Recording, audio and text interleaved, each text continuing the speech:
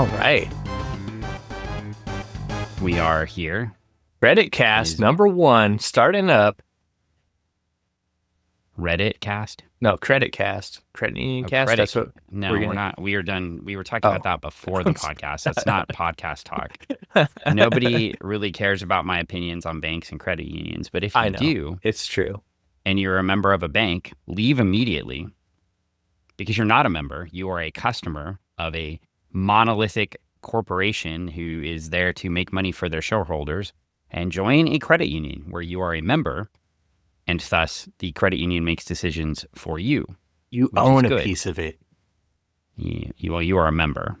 You're a member, but you own a piece of it. Well, you're a member. And you own a piece of it. I don't know if that's true, but you are. That's what they tell me every time I walk in the door. Well, that's good of them. You don't have all decisions. I have had a credit union make a bad decision, in my opinion, but you are not going to get screwed over like you do if you bank with Booster Gold International. That's true. Oh, man. Or Wells Fargo. Any of those, yes. And for the record, Wells Fargo is the evilest of all evilest banks. And there are some bad ones. There's Bank of America. There's Chase. They're really evil. Are they pretty evil? Wells Fargo is the evilest of all evil banks. Would you say that they're cursed? No, I would say that they're not nice and very evil. They're quite the opposite. Yeah, I know. That's why.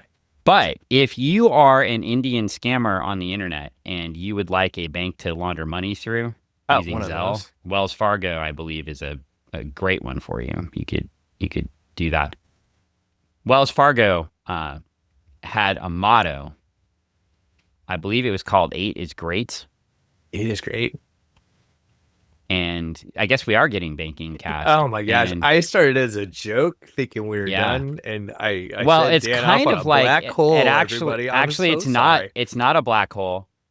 It's not a black hole because it's actually going to relate to the end of the story. I guess you're right. You're not wrong. This is, banking advice is very important to this story, but it is. Yeah. Wells Fargo had a scandal called 8 is great, where they encouraged their employees to make sure everybody had 8 accounts with Wells Fargo. You have to have 8. And they got bonuses and things for this. So why you need 8 accounts if you're just an average person doing banking, who knows? But talking about shareholders, then they could keep telling shareholders they had all these accounts. Mm-hmm. And then people got bonuses if they signed people up for these accounts. So they started making phantom accounts and creating them and tricking people into accounts. And then Wells Fargo got sued. It doesn't do your credit score any good either.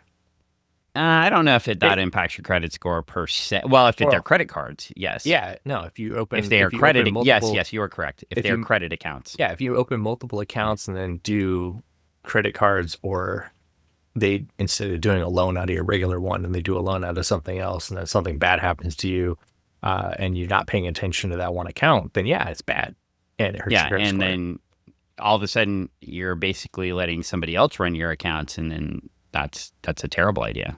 Very bad. Yeah, this says it was from 2011 to mid-2016. This is from Forbes. That's a long time. Yeah, where they were doing this. 1.5 million unauthorized deposit accounts and 500,000 unauthorized credit applications equaled 2.6 million in fees for Wells Fargo. That's not fees that Wells Fargo had to pay. That's fees that the people have to pay. To Wells Fargo, yes. That's fees that Wells Fargo made. Collecting off of people utilizing or not utilizing those services that they were sold on. And case in point too, if you have, let's say you have one account and you're doing all your bill pay out of that one, that's good. But if you end up setting up multiple accounts and you don't know where your bill pay is coming out of and you're not putting money into it, that's bad because you end up with, missed bills. Well, and I think the primary lesson here is, unlike somebody in this story we're reading, because we got some hints. We get some hints last issue that somebody was going through Booster Gold International's accounts. Yeah, just a skosh there. It looked suspect. Oh, super sus. I knew you were going to do that. Why? Why would I not? Are you going to say nuggies too? No. I need my chicken nuggies. How'd you know what I was eating for dinner later? They're gonna have. Why do we have to shorten words? Right. Because Pretty soon, I'm going to be like the way I'm going to be in Idiocracy, and I'm going to be speaking, and everybody's going to be laughing because I don't like use their random crap speak. Have you looked around, Dan? We are in Idiocracy. That's true. I mean, and people are shortening words to the point, and wearing Crocs. If anybody wants a couple of Crocs, little the little niblet things or giblet things or whatever they're called, hit me up. I have no idea what you're talking about. You know, those little things that go in your Crocs to make them look different than just regular old Crocs. You know. I don't know.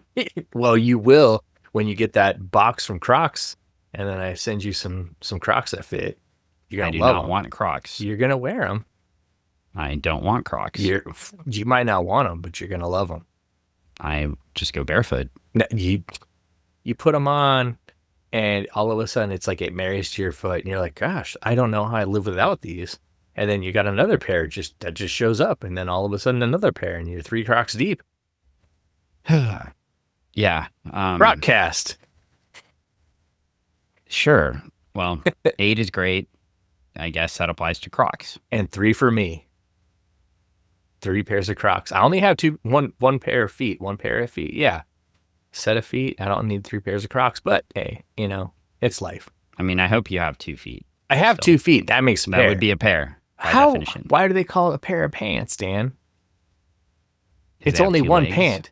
It's only one pant, though. Because they have 2 legs. Technically, what's his name? The wrestler that was Zack Ryder. Okay. But now he goes by his real name, Matt Cardona. Remember when he had the pants where he had one pant leg and then it was just the trunks on the other side? Okay. Yeah. That would be not a pair of pants or a pair. Well, I mean, you call it an overall, and it's not a pair of overalls. It's just an overall. Oh, it's because there's one. Yeah, exactly. Like a pair of pants. It's like a onesie. You call it a pair of socks because there's 2. I wear a sweatshirt that has 2 arms, but I don't call it a pair of sweatshirts. It's just one sweatshirt. Well, maybe by the same logic that you're using. Oh my gosh, a pair of sweatshirts. People, let us know. Do you wear a pair of sweatshirts or one sweatshirt?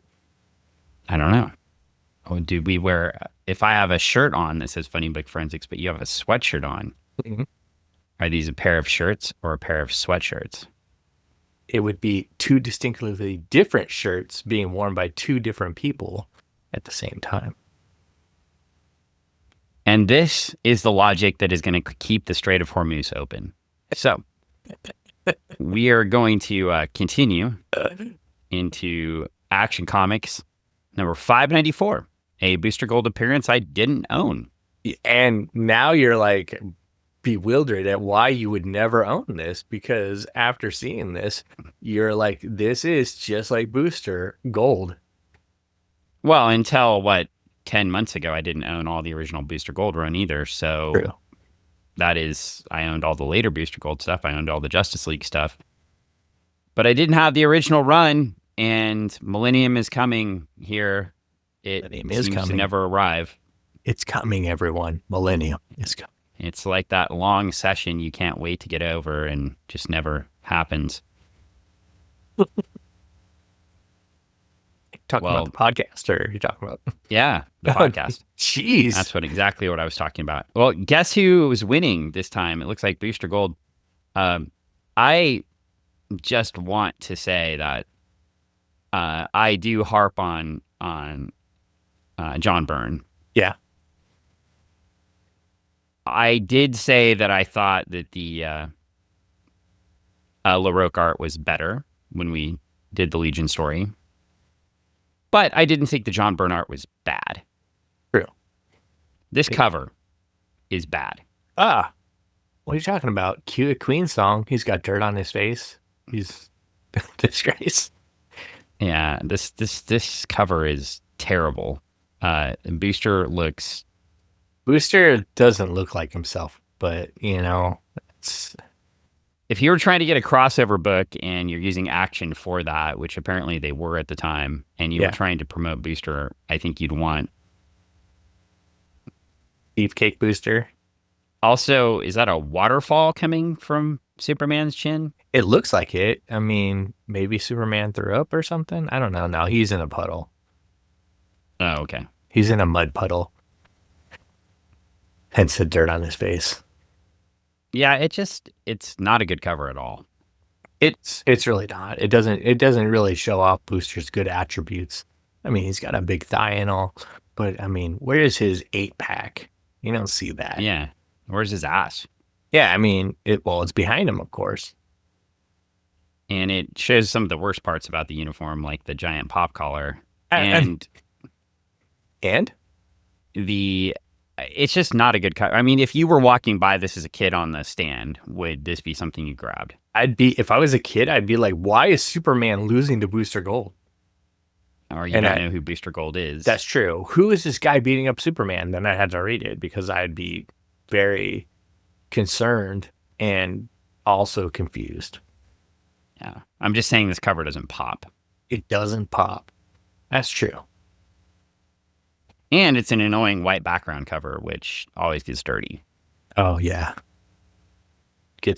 Well, dirty. We opened the book. I guess I should stop talking about the cover and open the book because we have 2 books to cover because we have 2 stories. Well, we have one.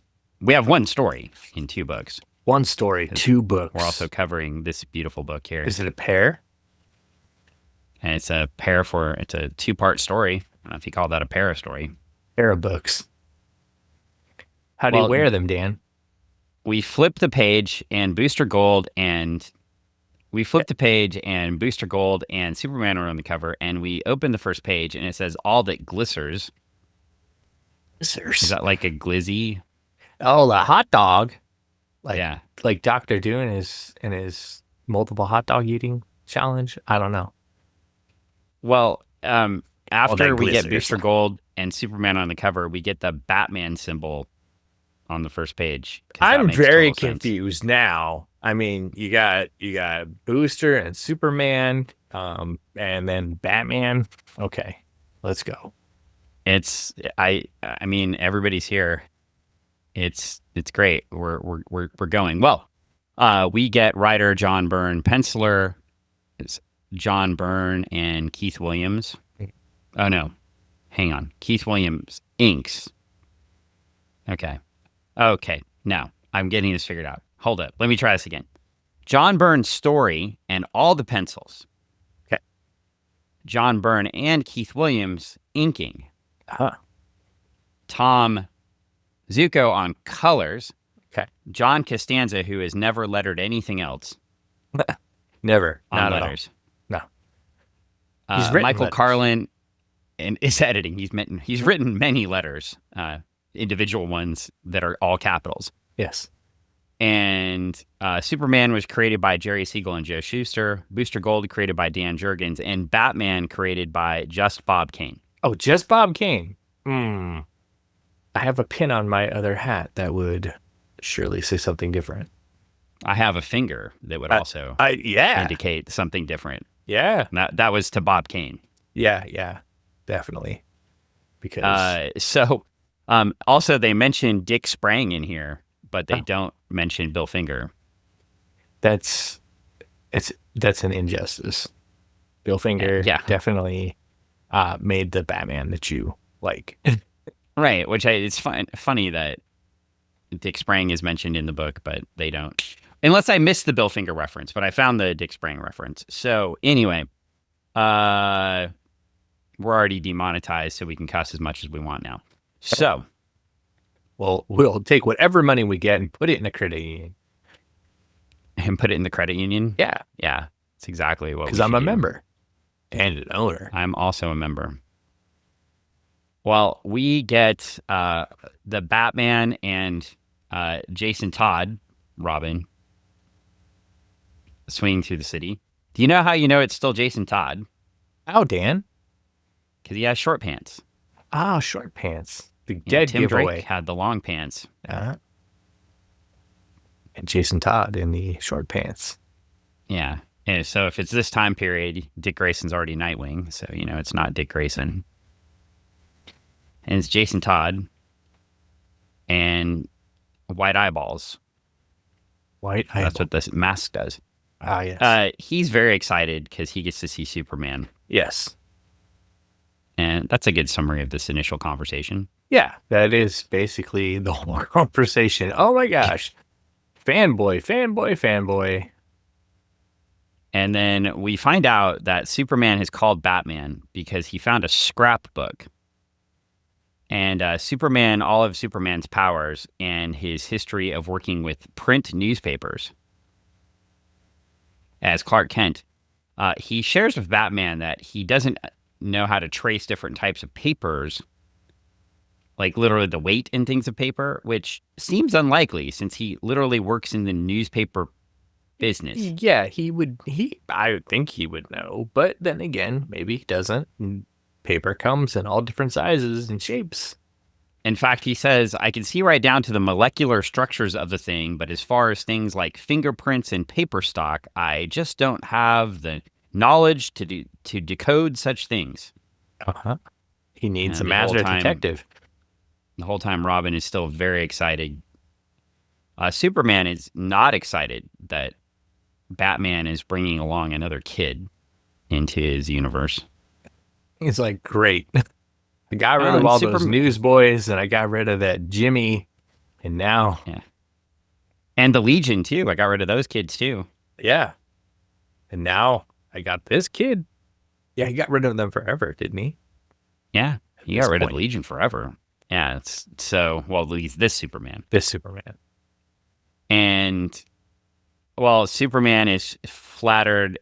He signs his name by writing it like a comic book writer, a letter, on a piece of steel and gives it to Robin.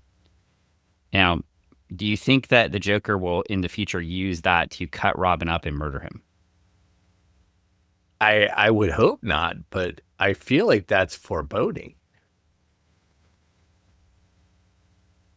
Well, Robin is super excited. Batman is taking off with this thing to go investigate it. And Superman's off to talk to the mayor and stuff. Yeah, he's got business.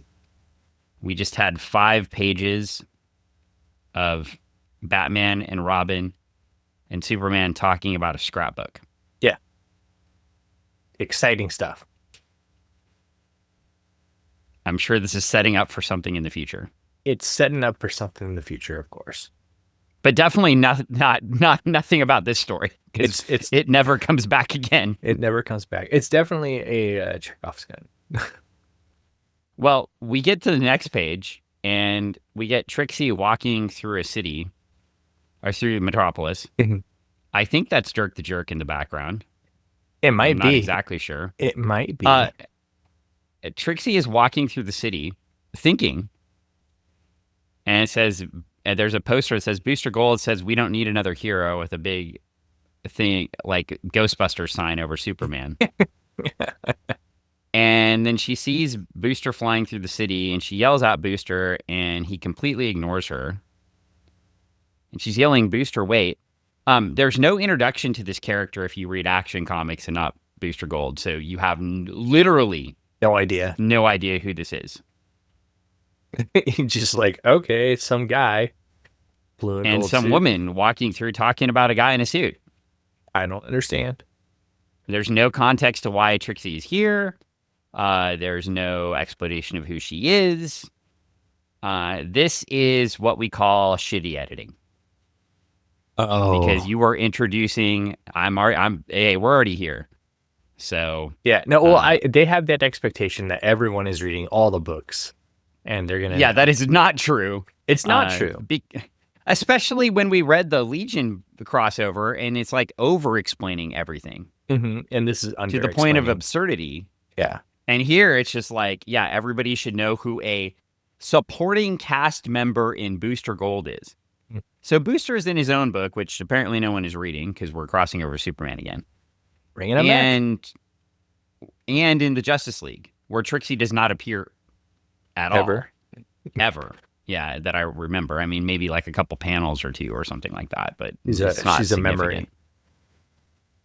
And yeah, so here we are. Well, Trixie's very upset because Booster's ignoring her. Booster runs over to a Superman statue that they're making, unveils it, blasts it, blows it up.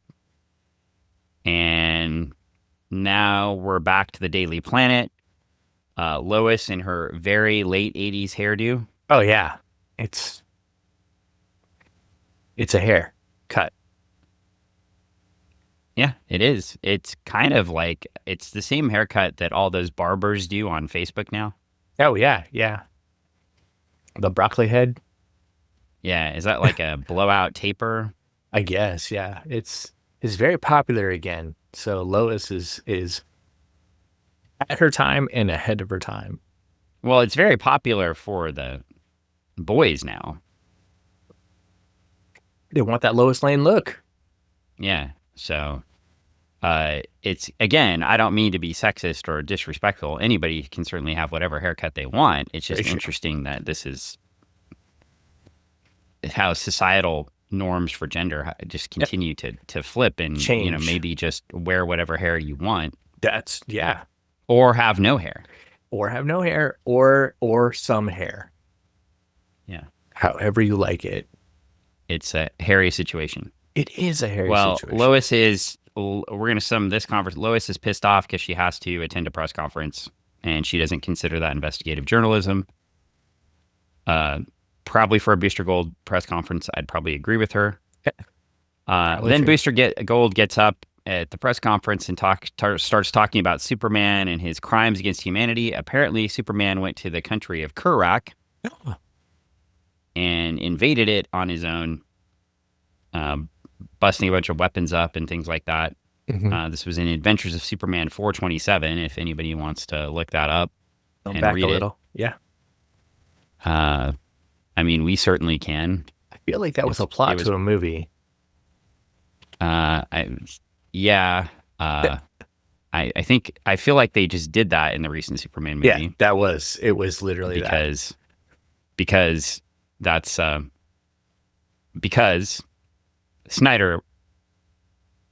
No, sorry. Who made the new Superman? What is wrong with me? James Gunn. Zack Snyder did the bad ones. No, was it Gunn? Guardians of the Galaxy. Yeah. What? Yeah, Gunn. Yeah, James Gunn. Yeah. Yeah, read all these, loved this time period. Yeah, of comics. That's why Guy Gardner's in the movie because he loves the JLI and the time period. So, the people that read all the comics we read are now making the movies, which is good and bad. In fact, the synopsis for that issue was Superman flies to Kurak to interrogate President Marlowe as to the recent armored attacks that have taken place in Metropolis in the past weeks. He bursts directly into the presidential palace and pins Marlowe to the wall. Soldiers try to stop him, but he melts their weapons with his heat vision. So Booster is quick to point out, because, of course, when your leaders are fighting a war, you have to, of course, agree with the premise of the war. Otherwise, you're a bad American. Okay. That was too real. So you just went, yeah. No, I wasn't. I was not funny. Yeah. it's yeah. So Booster Gold, of course, says, well, yeah, they're a bad country, but you can't just go in there and blow stuff up. Well, I mean, just think if anybody just went in willy-nilly, any superhero taking upon that mantle for themselves to go and be the justice setter across everywhere. I mean, where would that leave us? It's a good question. I feel like that's a plot to the boys. Can I just say, yeah, that Lois Lane is very upset. Very. But she does ask good questions. Yes. But they're very biased questions. Mm-hmm. Because, of course, she's in love with Superman, I think. Of course, yeah. No, or is she yet? I actually don't know. I think she's got feelings for the Supes. Yeah, because, we reset the universe, so now it's hard to tell, like, when she is, but... Yeah. Well, anyway, she mentions that she feels like she's not asking questions. She's like debating Booster Gold. Like, she's sticking up for the administration and Superman's actions, and Booster's just like, yeah, but it was bad thinking, and they shouldn't just do that. Can I also just say that I'm taking this watch off right now? Okay, he's taking his watch off, people. It's making me mad. His watch is making him mad. Is it because I have walked twice today? Yeah. I rode on the exercise bike while working because I set up my exercise bike and my walk desk for about an hour and a half, 2 hours today. Yeah. And this thing literally just told me to get up and take a walk. It's looking out for you, Dan. It wants you to be healthy and well. It wants to We get back to the mayor's office, and it looks like some more plot that we don't know because we weren't reading action is happening. But we get Juliana, the daughter of the mayor, comes in. Oh, yeah. She's got words. And she's all excited and everything's great. And this is just a whole thing to set up Booster Gold kidnapping her from the mayor's office so he can get Superman's attention. Yeah, he's like, I got a plan and I need you. Yeah, this is like a Gail Simone special right here. Bring the female character in to have her get kidnapped so they can be used as a plot twist to have the male characters interact. Shaw. It's perfect. Strong disagree. Oh, really? You don't think Gail would critique this? Oh, yes, she would critique this. I didn't mean it was a plot for Gail. I meant that's her that women in refrigerators article. I thought you were saying it was something that I was like, strong disagree. I don't think she would. It is not something Gail Simone would write. It is something Gail Simone has criticized in comics. 100% would criticize this issue. I mean, I think honestly anybody could criticize this issue because it's just not good. Oh, I know. Well, that's you're nonplussed when I said I didn't read it yet, and then you're like, it's only gonna take you 10 minutes. You weren't wrong. Yeah. No, it took you 10 minutes to read.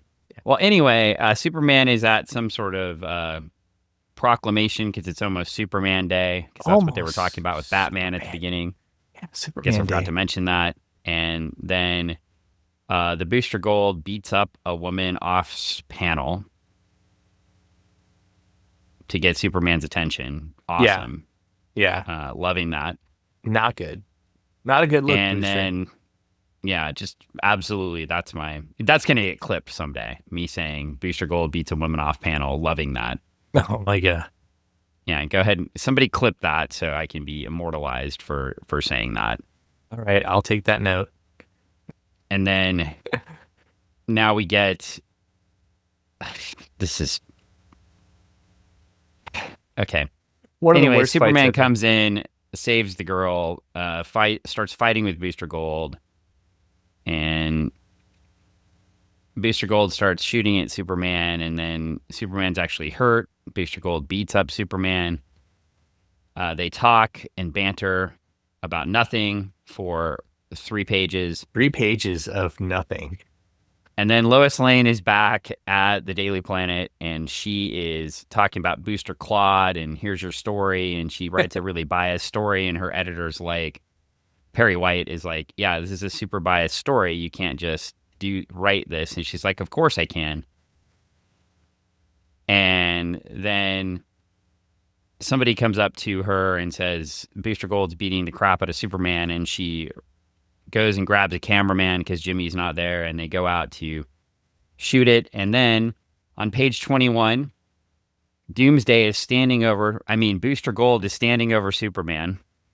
Yeah, I know. In the street. I was like, I've seen this before. Literally just like the scene from Dan Jurgens, take note, you're going to draw this later. Or write it. Did Dan Jurgens draw that too? Or did he just write it? I don't remember. I think he drew it too. I think he did both. He basically just took the same image and swapped the character.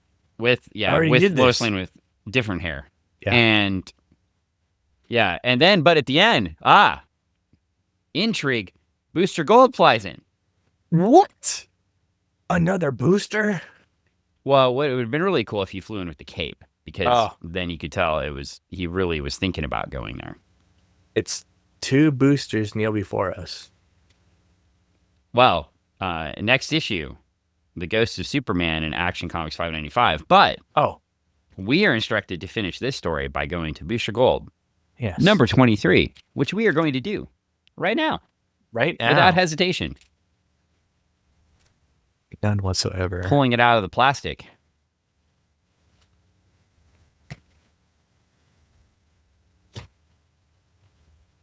Look at that. Out of plastic and everything. Got a light shine on it. Millennium is still coming. Right here. Still coming. Did you know a Gamma Marauders game, TSR? I didn't know. Yeah. You missed that one? I did. That's unfortunate. I know. I'm sure it was a great game. I'm sure it was. How did you miss it? I was probably too young for it at the time. That is probably true. That is probably technically true. I wasn't as much as people believe or want to believe. That wasn't part of my life at the moment. It wasn't until several years later. Well, we get this cover. Yes. If you're trying to get somebody to read a book, much better. Much better. I walk by that and he's fighting 2 Booster Golds, and I'm like, wait, what? What? Why is Superman here? What's going on? Yeah. Background's better. We get another inker, by the way. Another? Yeah, we've now moved on to Roy Richardson. Oh. I don't know who Roy Richardson is. Do you? I don't. Maybe I should have found out before the podcast. That would have been smarter. Shoutouts. It looks like the cover artists on this one were Dan Jurgens and John Byrne. Okay. So cool. And this is a much better cover. It is. It is very intriguing. I wonder if John Byrne had to draw Superman's face. Perhaps. Like they used to have Kurt Swan draw the faces for Superman and Kirby stuff. Or was it Kurt Swan? Wasn't Kurt Swan, was it? Was it Kurt Swan? I don't remember. We read it. Go back and listen to one of our Jimmy Olsen episodes, and we'll tell you all about it. Yeah, we'll tell you then. But not now. Well, we are here, and in the last issue that we just read from Action Comics, it mentions Trixie was in the story, but they never say her name, so we don't really know that for sure. We don't know. But we are here, and we have a story, and it says the Twin Terrors here. Twin Terrors. Thank goodness 2 buildings aren't in the background there. That would be awkward. Very. We've got M&M's advertisement again. Oh, all right. Is it a baseball one again? No, it's gymnastics this time. Oh, gymnastics this time. Yeah. Sorry I didn't go through all the advertisements in the other book. I hated it so much. I was forgetting to do all the fun things. It was like, I'm done with these. I'm done with this. I really was done with that book. It was not a good book. You were not. Maybe if I was reading Action at the time and knew why all the other subplot things were going on, it might have been a better book. Maybe I should go back and read it all. I'm sure reading all the John Byrne Superman stuff would be #1 top of my list. Yes. James Gunn likes it, so. Yeah, be good. Well, this is, we start out with Booster Gold beating up Superman on the street with a completely different scene. Yeah, and now it's very different. It's from a different camera perspective. Yes, it definitely is. In fact, it's not just a different camera perspective. It's like a whole new city, I think. So it's good to know. With a Booster Gold flying in, it says, confused? You won't be if you dig up a copy of Action Comics 594. Oh, okay. Thank you, Barbara. Oh, and by the way, we've got Dan Jurgens on story and pencils, Roy Richardson on ink, Steve Haynie on letters, Gene D'Angelo on colors, and Barbara Randall, or Barbara Kesel, or Barbara Randall Kesel the editor, Yes. who is nice enough to point out where we should look for the rest of the story. So already better than the editing we got last in the other issue we read. True. So, Booster Gold starts taunting the other Booster Gold, and Lois Lane is confused. She doesn't know why there are all these Booster Golds. Why? And Booster Gold starts firing at Booster Gold, and then Booster Gold hits Booster Gold, and then Superman falls away, and then Booster Gold hits Booster Gold into some sandbags, and then Superman is like, oh, hey, that's Booster, but he wasn't able to beat me up like that before. Now he can. And then Lois Lane tries to comfort him, and he says he needs a few minutes, and then Booster Gold hits Booster Gold, and Booster Gold blasts Booster Gold. And then Booster Gold goes over to Superman, and then Booster Gold flies after Booster Gold, and then Booster Gold hits Booster Gold, and then Booster Gold zaps Superman and Booster Gold. Oh, man. And then Booster Gold thinks about his past.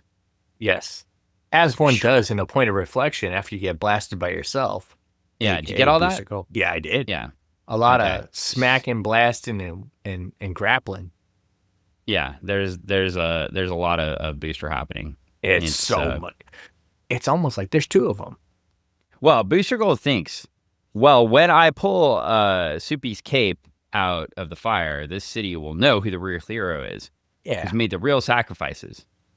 And we get a flashback, sort of, because it's a present back, because we didn't really see this. We just saw the funeral. So we saw his sister die. And we get a flashback, I guess, but it's weird because it's called a flashback, but this scene has never been told before. True. It's a flashback from this moment for Booster, but new to us. Yeah. And so Booster's coming back from the funeral. There's Skeets flying really low. Everything looks sad. It's terrible. Trixie wants to help Booster, and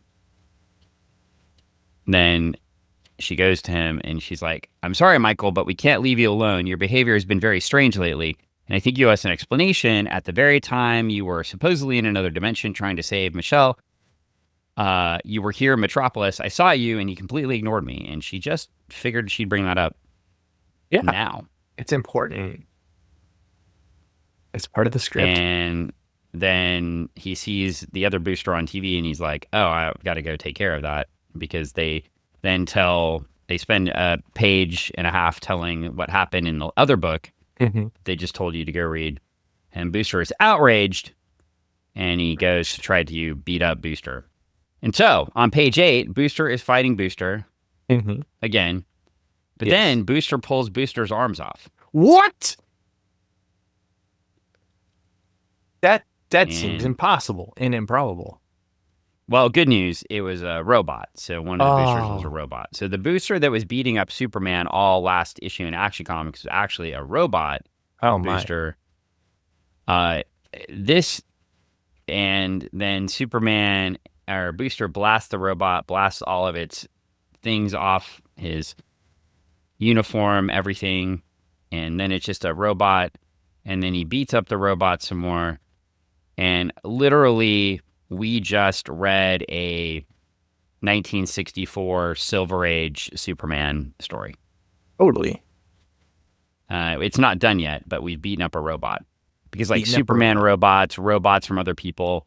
Remember when John Byrne wanted to refresh Superman and reset everything and get it out of the Silver Age and take away all the campiness and get rid of all of that? Yeah, we're going to leave that in the past. Move forward. No Superboy, no Superman robots, none of that. Well, Dan, you know what the big difference is? I know that you said it's a robot multiple times. It's not a robot. It's an android. That's the difference.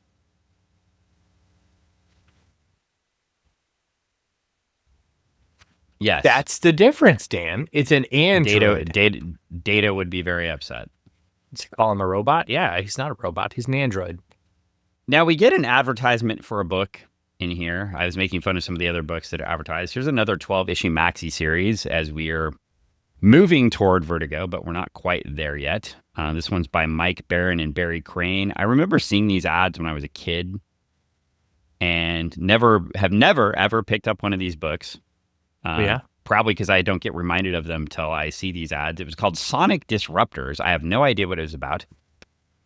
It says the United States Army versus the United States of Rock. Oh, wow. Like I music do rock feel or like rocks? like music rock. You can see it. It's right there. Oh, wow. We should read these. I believe that Jack Black read this comic like over and over again.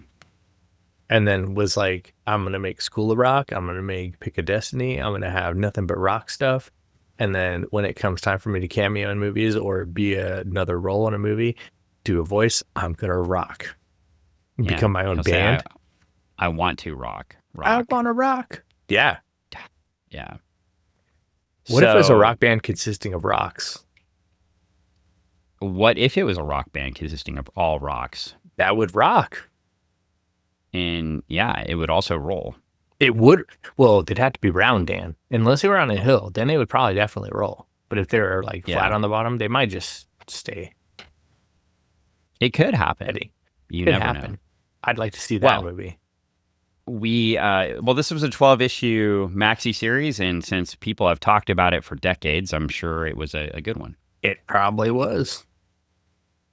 I mean, all stories are good stories. Even the last book. The last book. Yeah, see?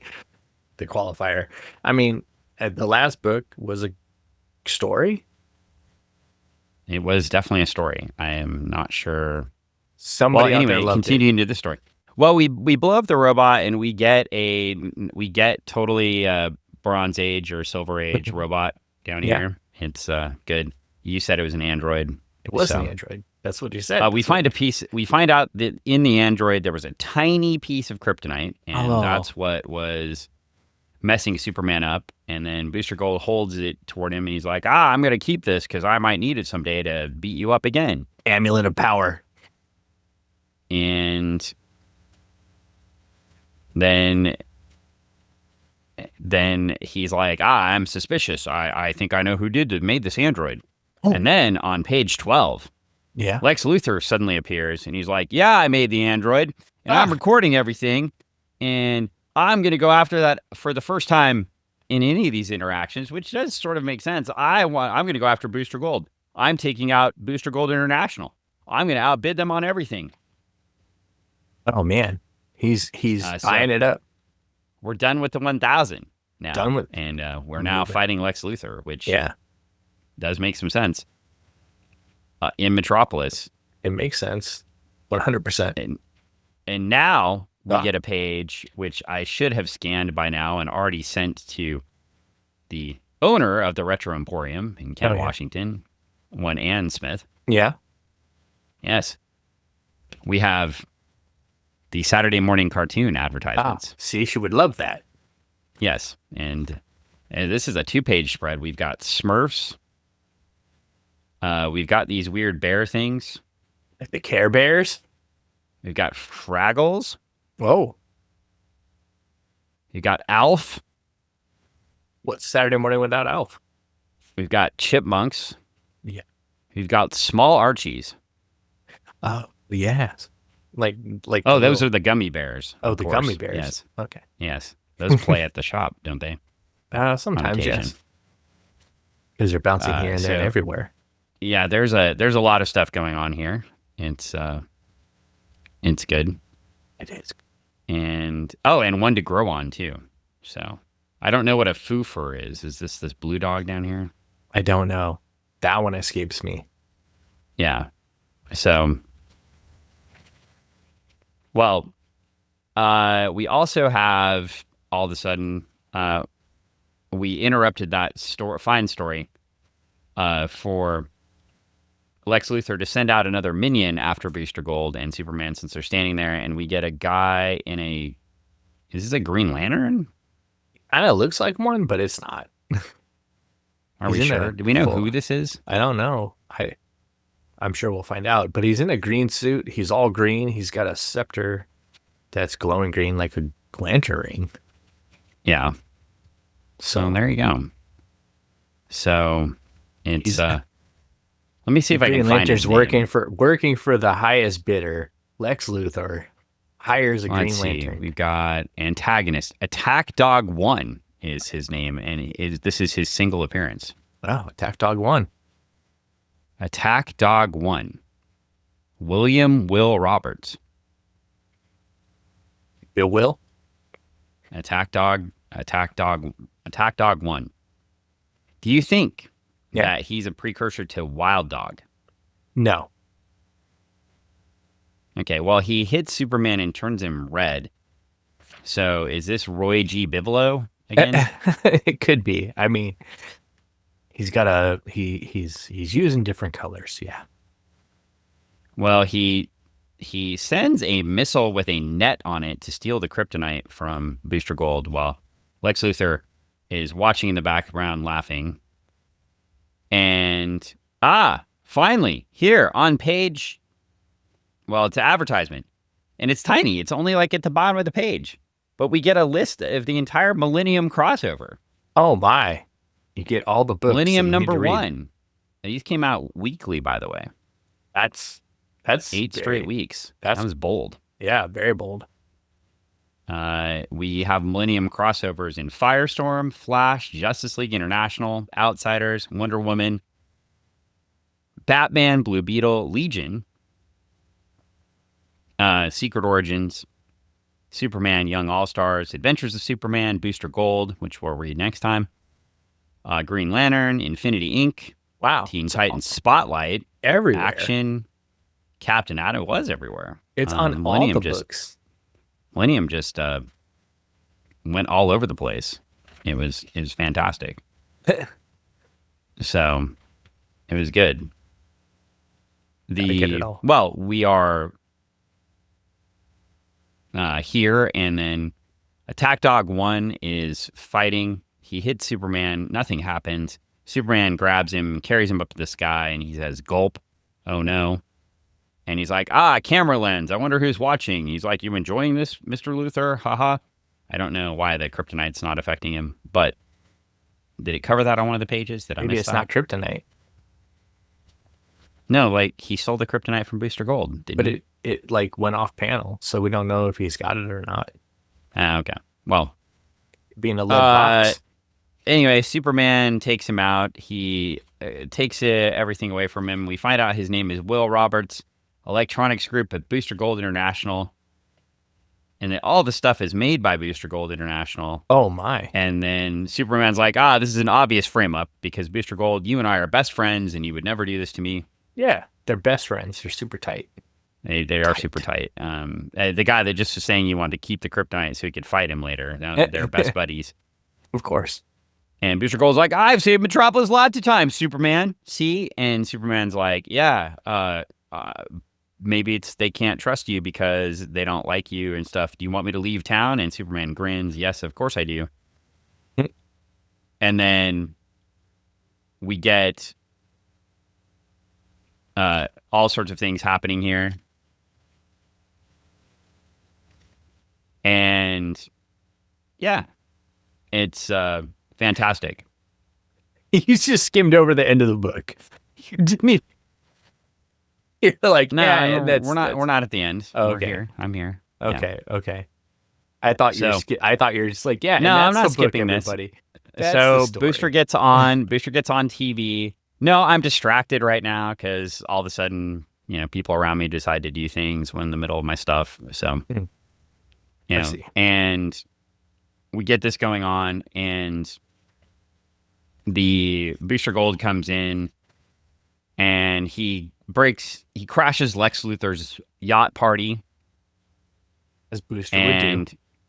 Well, I mean, it's a good look to be about 5'6", bald, and get a giant yacht and wander around with your new wife. Yeah. Never seen that before in my life. No. And so Lauren Sanchez leaves the party with Lex Luthor. I mean, with Booster Gold. Booster sorry. Gold. With I mean, they're Booster. the same person at this point, right? No? I mean... And we get to an advertisement for some comic called Wasteland, which that looks kind of cool. Interesting. As you can see, we're inching toward Vertigo. We're starting to get all these creator-owned series and things like that. And then we get moving through here, and we get to the last page, 22 here, and somebody's hovering over Booster Gold's bank accounts on a crappy Macintosh. Hey, it's a good Macintosh. It was a nice. They're all crappy forever. It was a great computer at the time. And they were always terrible. They're always awful, and they wouldn't let you have the floppy disk back. And they would. You just got to talk to it. Or all the other computers, you just hit a button, the floppy disk would come back. Yeah. On here, it took the floppy disk, and you couldn't get it back out. You got to put the pin in the hole, Dan. Got to poke its hole. Like, I don't want to know what you're doing with pins and holes. I just want to hit the button and get the floppy disk back. The Macintosh would take the floppy disk and not give it back. Didn't hit the eject configuration on the keyboard. It's just like an iPhone or anything else. It takes over your universe. You put an Apple product on your thing, it takes over your computer. Yeah. I was told by jiu-jitsu lawyer Paul that I need to end my battle with Adobe, and I refuse. They suck. I hate their products, and the fact that I have to use them anytime is a terrible thing. Adobe, you're welcome to sponsor us. Yeah, totally. Apple, you're also welcome to sponsor us. Greg likes your products. I mean, I have older Apple products. They're fine. Well, they could help get you a brand new laptop, and then we could compare my giant desktop where I record all these things on that I built to your nice Apple laptop, and we could see what's better. There we go. Apple, send me a laptop. We could give an honest comparison.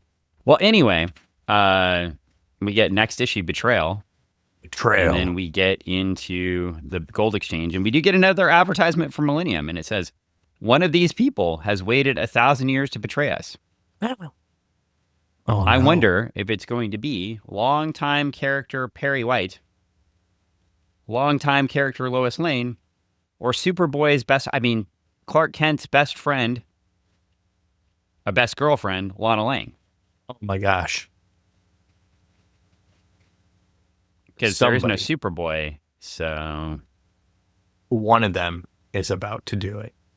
It's the DC event of the year. There's 30 official crossovers.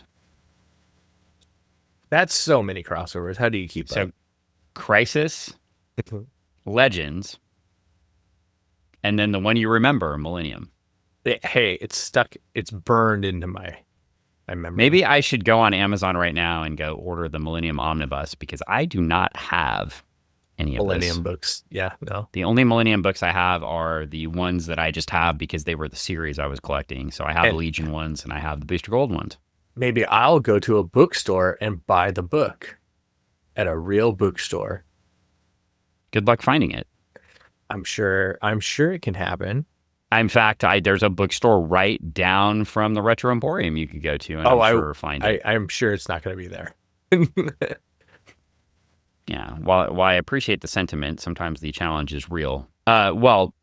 Anyway, I could buy it. Hey, look, you don't have to get it from Amazon. I could go buy it from, in-stock trades or something. Get it anywhere. Go down to my local comic shop and have them order it for me. I'm going to try to go to a bookstore and get it. Yeah, are you walking around smelling your farts as you drive your Prius around too? Yeah, of course. That's how you drive the car, Dan. That's how the battery gets recharged. That's why I eat so many beans. All right. Well, we should we read this letter from the Silver Unicorn? You should read that letter from the Silver Unicorn because it's a fantastic letter, Dan. I don't see a T.E. Pouncey letter or No. There are none. TM Maple letter. Surprised. It's not. I've just read Booster Gold number 19, and I feel I must strongly object to the first and hopefully last meeting of Booster Gold and the Rainbow Raider.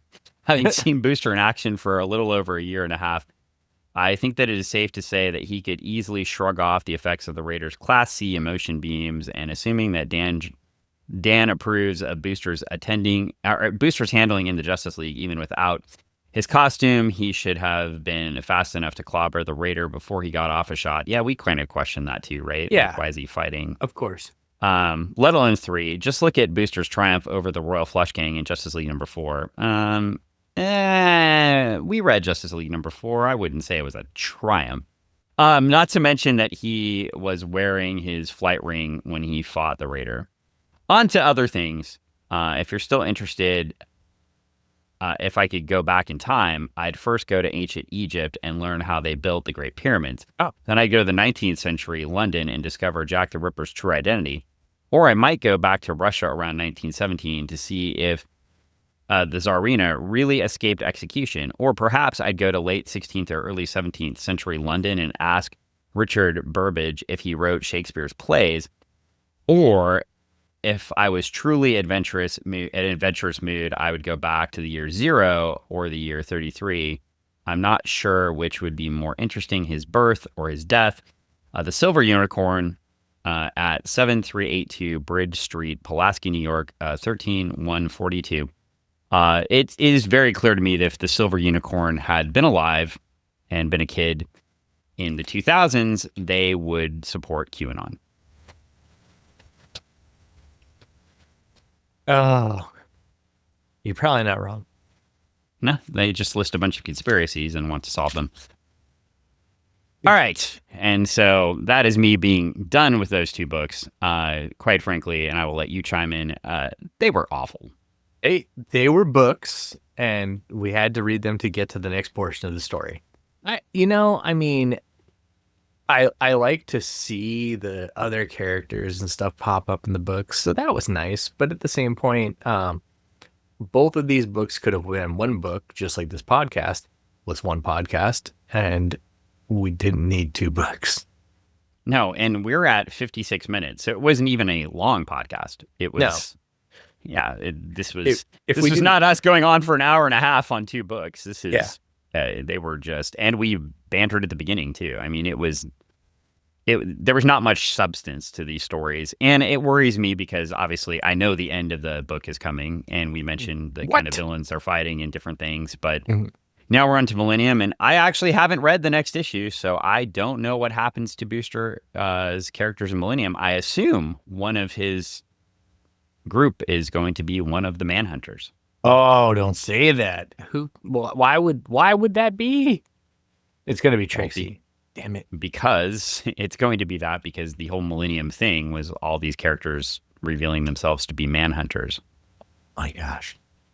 The whole time, Dirk's actually a Manhunter? It's possible. I don't know. It's Jack. It could be Jack. Jack Barry. I mean, I don't remember Jack in the future story. Do you remember Jack in future stories? I don't. Well, you read the book, so you know who it is. So you surprised. I don't. So we find out who was that little boy on a bicycle that Booster helped so long ago. Yeah, Red Fern. It was Fern. Yeah, it's Fern comes back, and we find out Fern's a Manhunter. Now he's on a 10-speed bike instead of a BMX bike. Yeah, I mean, the whole thing about this story, was when you're telling the story, your Manhunters, you're not going to get rid of one of your major IPs by making them a Manhunter, right? So you might. This whole story was kind of lame in the sense that it's like, I mean, for the Legion, the Manhunter turned out to be a character named Laurel Kent, who was a descendant of Superman. What? But wait, yes, but she had, the bloodline had washed out enough that she was only invulnerable. She didn't have any other powers. But she was the perfect Manhunter because we just had a whole story where Superboy doesn't exist. How can Laurel Kent be? Oh, no. I mean, I guess she could be a descendant of that Superman, not from the pocket. So anyway, they had a character that they had to write out because editorial was telling them to write the character out. So yeah, conveniently, magically gets written out in that story. The stupid thing was they had just done a story. I mean, it was like a year before, but they had just done a story. Their whole annual was based on her getting shot with a kryptonite bullet. Oh. And investigating it. And then like a year later, they're saying the character was a Manhunter. So what is the explanation that the Manhunter is such a in-depth acting character that's lived all this time? that knew to react to the kryptonite bullet hitting it. Yeah. And then, yeah, that makes a lot of sense, Dan. And if you don't see it as that, then I really think that you're missing the point. I feel well, that was the way they figured it out in the Legion. I'm thinking the Manhunters would know how the pyramids were built. They would know who Shakespeare is. They would also be able to tell you about, all the different things. So they would know. Well, so now we're anxious to figure out how it happens here in Booster I want Gold. to know. So, we're gonna find out. You are gonna find out. Yeah, because we want answers. Or is it a mart for pets? It might be both. Listeners, you tell us. What is Pet Smart? Pet Smart or Pet Mart? Or Pet Smart? Yeah. Well, yeah. On that note, I would have to say the best thing about this comic is these two comics were a complete tribute to a book that Travis Webb has coming out soon. Oh, are they? Or maybe soon. I don't know. Oh, tell me more. But you can follow it on Kickstarter. Yeah, the book is called Alex's Tribute to Silver Age Androids. What? And I guess you're not wrong. If you love Silver Age androids and you love cyborg stories, Alex's Tribute to Silver Age Androids is the perfect Kickstarter for you to back. You're gonna love it. Written by one Travis Webb. You'll love it. It's gonna be the perfect thing for your shelf. It's the thing that you need in your bag. It's what you want to be reading on the plane when people see you. It's an important piece of comic history. So we'll go ahead and make a link to the Kickstarter for Alex Rain's Silver Age Tribute to Androids. And if you click on it, then you can follow it. And then when the Kickstarter starts, you could back it. Yes. Do it. And Travis would be so happy. He will be so happy. He'll be overjoyed. And then you need to ask him what's the real title. He won't even call us during the podcast. That was the real title. I don't know what you're talking about. I finally got it right after all these weeks. You got it right after all these weeks. Oh my goodness. Listeners are so confused. You're going to just have to do a super edit of all these things that you put together. I'm not doing anything. Okay. So, additionally, big shout out to jiu-jitsu lawyer Paul, who is a lawyer. He is a lawyer. That is true. And he does jiu-jitsu. He's a jiu-jitsu lawyer who will jiu-jitsu your case, if that's a thing that you can do. Is that a thing you can do? I mean, well, you could choke out the competition. He chokes the competition. He shoots the leg. I don't know if that would be good in court. Maybe not. But if you have a legal problem, like Greg does constantly, all the time, legal problems with Sasquatches. I know. That's apparently it wasn't a problem until you made it a problem, Dan. And then you got jiu-jitsu lawyer Paul involved and legal problems with comic contracts. No. Just Sasquatches. Oh, no comic contract problems. Not problems. I just have Paul review the contracts and that's because when you bring something to Paul, it's not a problem. It's a solution. He makes it not a problem. Because he gives you answers. Well, he knows every possible maneuver to solve the problem. He does. Both legally and in jiu-jitsu. True. That is true. So, with that said, you could reach out to Paul if you have an issue at 253-656-4475, just like Greg does when he has just like me. Yeah. Hit him up. And we're not joking. Greg literally does call Paul when he has an issue. Whenever I have an issue, whatever it may be, call Paul. In fact, one time Greg was foolish enough to ask me a question, and I just told him to call Paul. Just call Paul. And I did. Yeah. And then Paul got me answers, and I got things sorted out. So Yeah, except you still haven't made your store. You and Ann still have not made the Retro Emporium on Meeker Street in Kent, Washington, where you can relive your childhood. You have not made that store Sasquatch friendly. What are you talking about? We want Sasquatch for president. We even got those stickers in just because of You have Sasquatch hunting stickers at your store. No. Now we have Sasquatch for president stickers. Come on down to the Retro Emporium. Find yourself a sticker. Put it on your car. We know what you want in the future. It's a Sasquatch sitting as the president. And who would be the best Sasquatch president? It might just be our very own Squatcho Man. Wait, did you have to say this because you were kidnapped? He doesn't kidnap me. I'm supposed to say that. That's on the paper in front of me.